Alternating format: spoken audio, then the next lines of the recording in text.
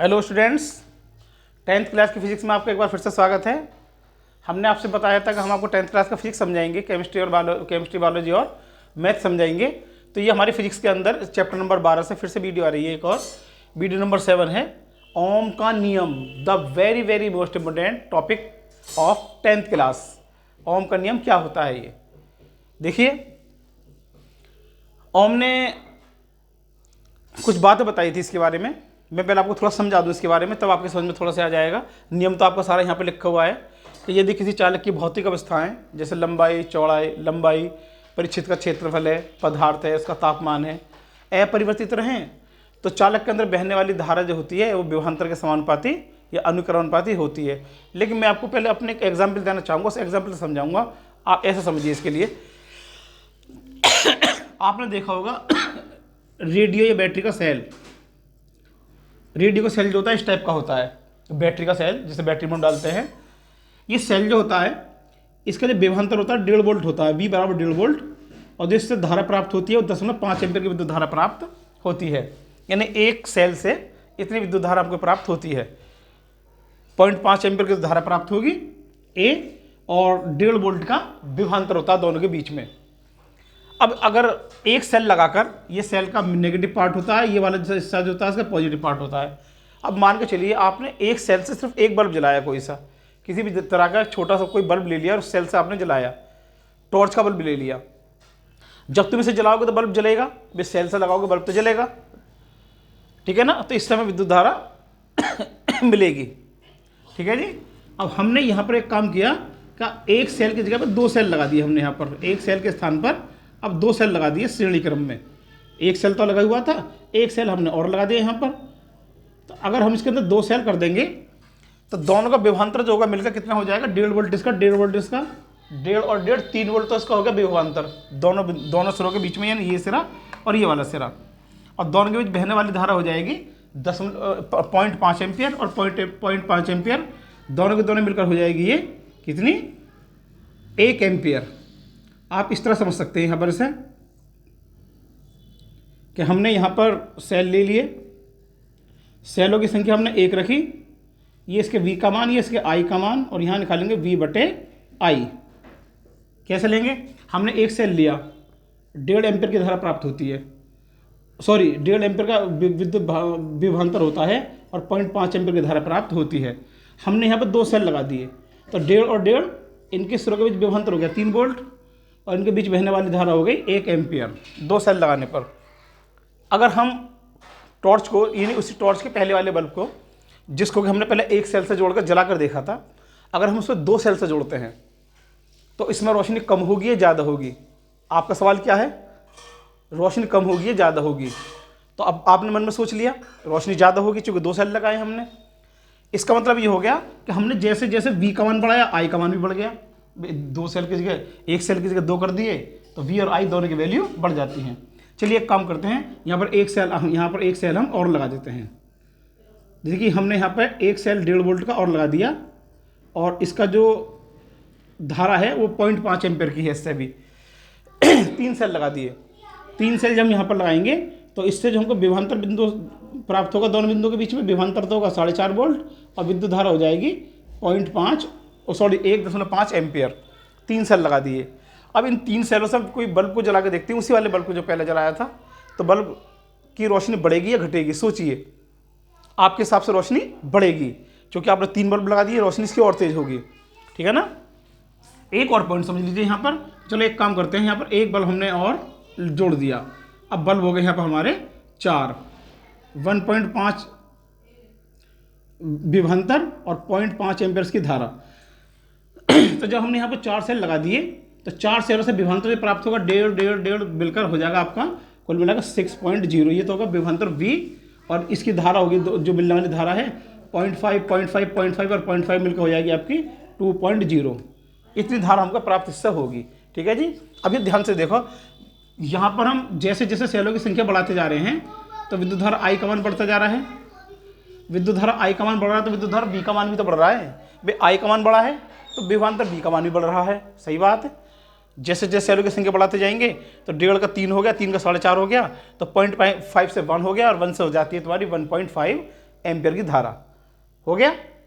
जब हमने यहाँ पे 4 सेल लगा दिए तो ऐसी कंडीशन में विद्युत धारा और ज़्यादा बढ़ जाती है। अब इसका प्लस पॉइंट ये आ गया, माइनस पॉइंट ये आ गया, तो दोनों बिंदुओं के बीच में विभवांतर जो हो गया वो हो गया 6 वोल्ट, और दोनों यहाँ से यहाँ तक बहने वाली धारा जो हो गई वो हो जाती है आपकी 2 एम्पियर। ठीक है ना।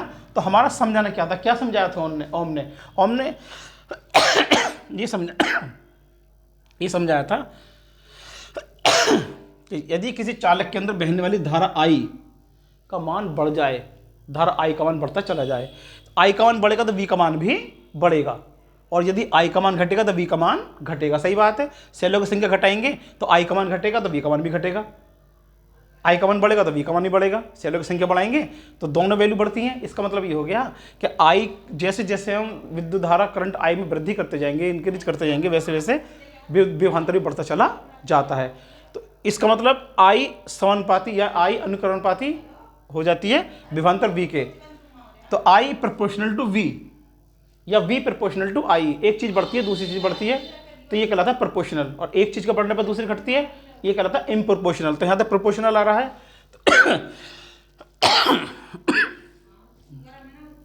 तो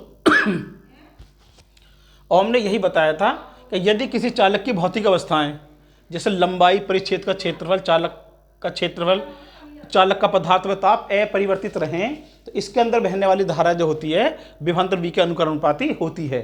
ठीक है ना। जैसे इसको देखिए ध्यान से, ये प्रतिरोध है, ये है प्रतिरोध। प्रतिरोध जैसे कहते हैं हम, ये प्रतिरोध दिया हुआ है यहाँ पर हमें। ठीक है ना। इसके 2 सिरे हैं, ये वाला एक सिरा ये रहा, एक सिरा ये रहा। आपने दोनों के बीच में विभवांतर V लगा दिया। ठीक है ना। तो जैसे इसके अंदर V का मान बढ़ेगा तो I का मान ही बढ़ेगा, V का मान घटेगा तो I का मान घटता है। इसका मतलब ये हो गया कि ये जो हमने प्रतिरोध लगाया है, चलो प्रतिरोध के बारे में अभी बात करते हैं। तो क्या अनुकरणपाती होता है, इट मीन्स I अनुकरणपाती V या V अनुकरणपाती I। ठीक है ना, कर सकते हैं। ये प्रोपोर्शनल टू का निशान हटाकर जब इक्वल का निशान लगाएंगे तो हमको अपने पास एक बराबर एक नियतांक लेना होता है। तो हमने ले लिया यहाँ पर R, V बराबर RI, जहाँ पर R एक नियतांक है जिसे पदार्थ का प्रतिरोध या चालक का प्रतिरोध कहते हैं। तो सूत्र होगा आपका V बराबर IR। इस वाले नियम को ओम का नियम कहते हैं, ओम के नियम का सूत्र कहते हैं जो हमको प्राप्त हुआ V बराबर IR, यानी विभवांतर जो होता है बहने वाली धारा और प्रतिरोध के गुणनफल के बराबर होता है। ठीक है ना। तो जहाँ पर R एक नियतांक है, ये जो प्रतिरोध है, ये तो हमने आपको चालक ये दिखाया आपको, ये इसे बोलते हैं, इसको बोलते हैं प्रतिरोध R। ये जो निकल कर आया है यहाँ पर R, इसे बोलते हैं प्रतिरोध। प्रतिरोध विद्युत धारा के मार्ग में रुकावट पैदा करने वाला उपकरण प्रतिरोध कहलाता है। ठीक है, प्रतिरोध कहलाता है विद्युत धारा के मार्ग में रुकावट पैदा करने वाला उपकरण। रुकावट पैदा करेगा तो हमारे प्रतिरोध पैदा होता है, प्रतिरोध कहलाता है ये। आप ऐसा समझ लीजिए कि जैसे नाली में पानी बहता हुआ जा रहा है, नाली में पानी बहता हुआ जा रहा है, आपने एक ईंट का टुकड़ा लिया, नाली के अंदर डाल दिया। अब सोचिए जब पानी बहता हुआ जा रहा है तो उससे पानी की स्पीड बढ़ेगी या घटेगी? उसकी स्पीड बढ़ेगी या घटेगी? सोचिए जरा, उसकी स्पीड घटेगी। ठीक यही काम करता है हमारे प्रतिरोध। किसी चालक तार के अंदर विद्युत धारा बहती हुई जा रही है, आपने बीच में तार को काट के दोनों के बीच में एक पॉइंट यहाँ से जोड़ दिया, एक यहाँ से जोड़ दिया, दोनों तार।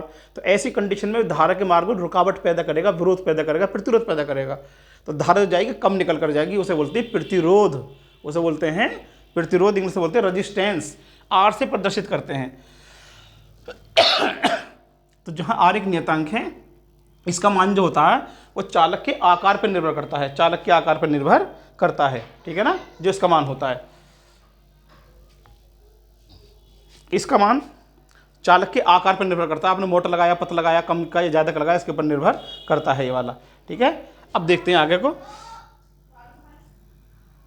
क्लियर? पदार्थ तथा ताप पर निर्भर करता है। तो V बटे I बराबर हो गया एक नियतांक, यानी अगर इसका और इसका भाग दें V बटे I का तो हमें से एक नियतांक प्राप्त होता है। वो संख्या हमारे पास में ये रखी है, देखो ये तो होगा V का मान, ये होगा I का मान।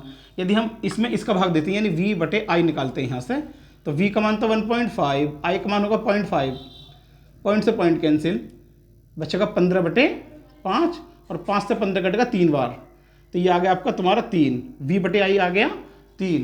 तो हम अभी इसके अंदर जो पॉइंट आ रहा है कि यदि किसी चालक की भौतिक अवस्थाएं अपरिवर्तित रहें, भौतिक अवस्थाएं तो अपरिवर्तित ही रहेंगी चूंकि चालक तो हमारे पास में सिर्फ यही है, अकेला यही एक प्रतिरोध है, जैसा है वैसे ही रहेगा ये। तो इनके सिरों पर लगाई गई विभवांतर व बहने वाली धारा का अनुपात स्थिर होता है। देख इनका जो अनुपात है वो स्थिर रहता है। कैसे स्थिर रहता है, एक थोड़ा सा और देखिए आगे के लिए। अब ये दूसरे दो सेलों के लिए, यहाँ पर V का मान तो 3 हो गया और I का मान होगा यहाँ पर 1, और 1 में 3 से भाग देंगे तो कितना आता है, 3 एकम 3, तो इसका मान भी 3 आ गया, यानी जो इसका रेजिस्टेंस आ गया 3 आ गया निकल कर, V/I = 3। दूसरे पर करके देखते हैं, 4.5 या 4.5 में भाग देते हैं यहाँ पर 1.5 का, पॉइंट से पॉइंट खत्म, 45/15, 15 से 45 कटेगा 3 बार, देखिए इसका मान भी 3 आ गया निकल कर, ठीक है ना। ऐसे जब 2 का 6 में भाग देंगे तो इसका मान भी 3 आ जाएगा। तो इसने क्या कहा था कि यदि किसी चालक की भौतिक अवस्थाएं ना बदलें, अपरिवर्तित रहें, तो इसमें इनके सिरों के बीच लगाए गए विभवांतर जो होते हैं, बहने वाली धारा का अनुपात यानी V का और I का अनुपात जो होता है स्थिर होता है। देखिए हमने 4 कंडीशन में निकाला और 4 कंडीशन में जो आता है हमेशा निकल कर 3 निकल कर आ रहा है। तो 3 जो कहलाएगा इसका कहलाएगा चालक का प्रतिरोध, इसे कहते हैं चालक का प्रतिरोध, ठीक है। तो इसमें हमें आपको एक चीज़ और समझानी है यहाँ पर, ये तो आपका क्लियर होगा टॉपिक। अच्छा, ये कहता है कि तुमसे कहता है सवाल में कि ओम के नियम का सत्यापन कीजिए। तो देखो ये जो हमने रीडिंग यहाँ पे ली है, इसी रीडिंग के सारे यहाँ पर हम एक ग्राफ बना देंगे। ग्राफ किस तरह से बनाएंगे, आपने एक ग्राफ ले लिया, ये इसका एक्स अक्ष हो गया, ये इसका वाई अक्ष हो गया, और यहाँ पर तो ले लिया आपने बहने वाली धारा I 0.5, 1.0, 1.5 या 2.0, और देखो यहाँ जो ले लेते हैं इसके वाई अक्ष पर लेते हैं इसका विभवांतर V, यानी धारा I हमने एक्स अक्ष पे ले लिया और विभवांतर V हमने वाई अक्ष पे ले लिया। यहाँ पे जो रीडिंग ली जाएंगी 1.5 है, 3.0 है, 4.5 है और ये आगा 6.0। अब देखिए ग्राफ बनाते हैं, यहाँ 0.5 पर 1.5 आ रहा है, तो 0.5 के ऊपर 1.5 के सीध में जब पॉइंट लगाएंगे तो यहाँ पर बिंदु आएगा, दोनों के बीच में यहाँ पर एक पॉइंट आएगा। ऐसे 1 के ऊपर चलेंगे और 3 के ऊपर चलेंगे तो 1 और 3 के बीच की लाइन यहाँ पे जो इंटरसेक्ट करती है, टकराती हैं। ऐसे 1.5 के ऊपर 1.5 पर कितने आ रहा है V का मान 4.5, तो 1.5 के ऊपर ले जाएंगे और 4.5 के बीच में जो पॉइंट आएगा ये आएगा। ऐसे 2 का पॉइंट फिट करेंगे तो 2 और 6 का पॉइंट ये आएगा। अब इसको आपने मिला दिया ऊपर को, तो ध्यान से देखिए इसमें हमेशा सीधी रेखा प्राप्त होती है।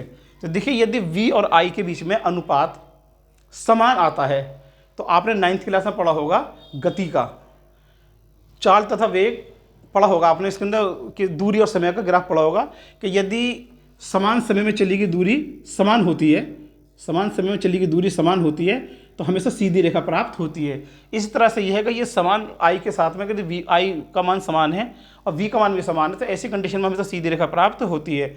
और सीधी रेखा प्राप्त होने इस बात का प्रमाण है कि जो ओम का नियम है वो अपने आप में सत्यापित है, यानी सत्य है। तो आप इसके थ्रू ओम के नियम का सत्यापन कर सकते हैं, ठीक है ना। अच्छा, इससे आगे बात करते हैं, थोड़ा ब्रेक लेकर बात करते हैं भी आपसे हम।